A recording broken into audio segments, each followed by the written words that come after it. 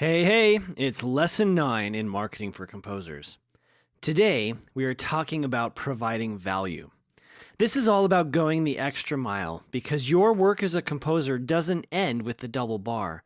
In fact, you might say that the real work of the marketing begins at that point. In her book, How to Fascinate, Sally Hogshead tells a story about how her and her husband came to buy their Tesla car. Tesla is all about providing extra service and making it absolutely worthwhile.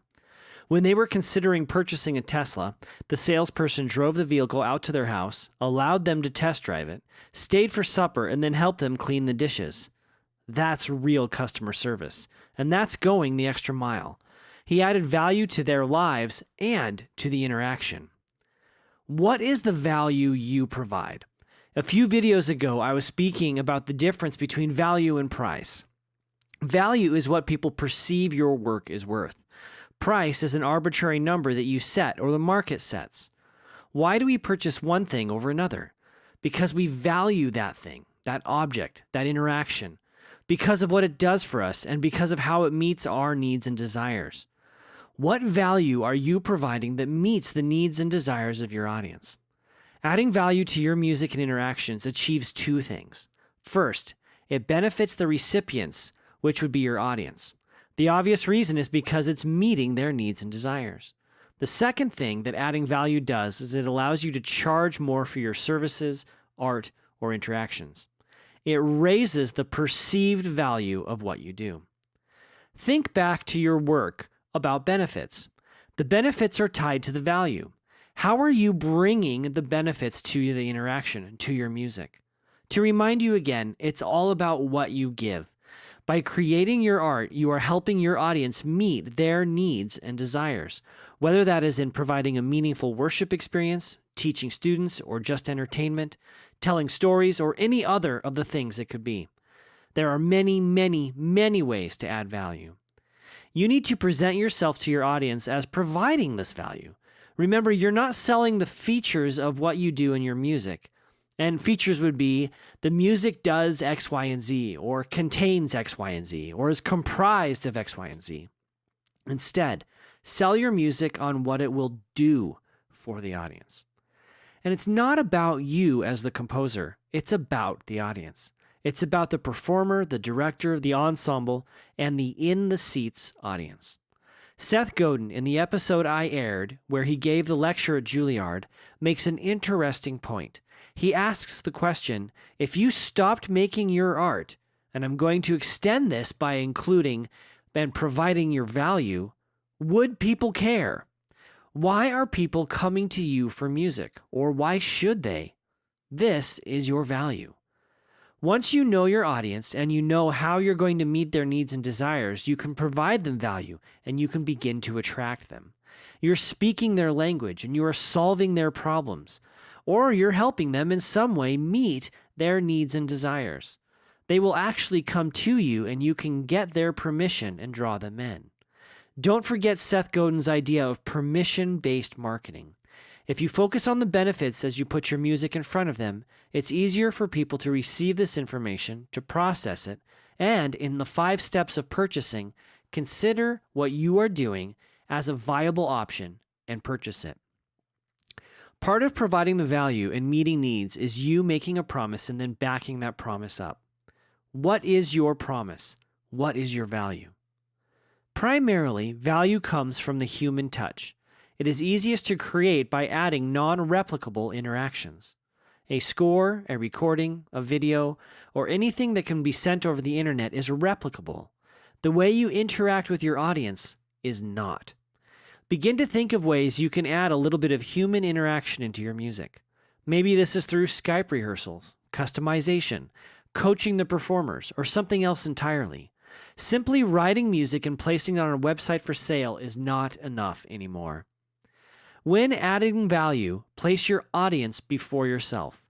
The more selfless you can become, the more you will stand out from the crowd, and the more value you will be able to add. The irony is that the more selfless you are, the more you can charge for your music and services. It's also best, whenever possible, to lead with your added value. Give, and then give some more before you make the ask. You can do this by creating blog posts with information relevant to your audience, rehearsal tracks for your music, or even personal phone calls and emails. On social media, the ideal ratio should be 3 to 5 posts that give value or promote the work of others for every ask.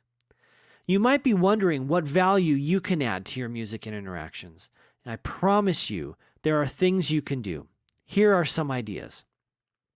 Your source of the value add can come from your knowledge.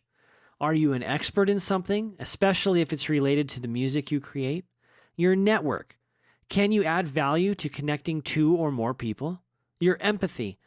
Do you relate emotionally to those around you? Your unique skill set and experiences. Only you are you. How are you unique? Bring that to the interaction as added value. And maybe there's something else entirely different that you can do too. No matter what, keep this question in mind. How can I help this person, ensemble, or audience meet their needs and desires? We often make the error of trying to add value by giving what we want. Think about gift giving. Gift giving at a birthday or a holiday is really about adding value to someone's life and demonstrating your affinity for that person. Have you ever received a gift that the giver was really excited about? I have a strong memory of someone doing this to me. I remember as a child receiving a gift from a friend, and the gift ended up being a microscope. And as much as I liked science, he was more into it. He was so excited about it, as a matter of fact, that he gave me an opened gift. He had already opened it and played with it. Likewise, I have been on the giving end, giving gifts to my loved ones and my family that I think are cool, but they're not actually what they want. It's not actually making their life better. The best gift givers share gifts that enrich people's lives. You can consider your value add as a gift. How are you going to enrich your audience's life? And remember, it's not about you. I used this quote earlier, and it's from Zig Ziglar, but it's super appropriate here. You can have everything you want in life if you first help other people get what they want. Another great quote for this lesson comes from Judy Robinette. She says, "Adding value, keeping your word, thinking about the needs of others, and doing the little things that are all ways you build trust in relationships. By adding value multiple times before you ask anything for yourself, you are establishing yourself as a giver in the eyes of the recipients." Here are your action steps for this lesson. Think about all the ways you can add value to your music. Complete the Prepping the Value Add worksheet. Again, these worksheets are all going to come together, and we're going to use them to create your marketing plan. So do the work. To recap Lesson 9, it's not about you or your music, it's about your audience. Value is added by going the extra mile and providing service that extends beyond the music. The higher the value added, the more compensation can be demanded. When you have 2 equal products, equal in quality, equal in production, the one that adds the most value to your life or enriches your life in some way, some perceived value, is what you're going to be willing to pay more for. So do that to your music. Do the work of thinking through your value, and I'll see you back here in Lesson 10.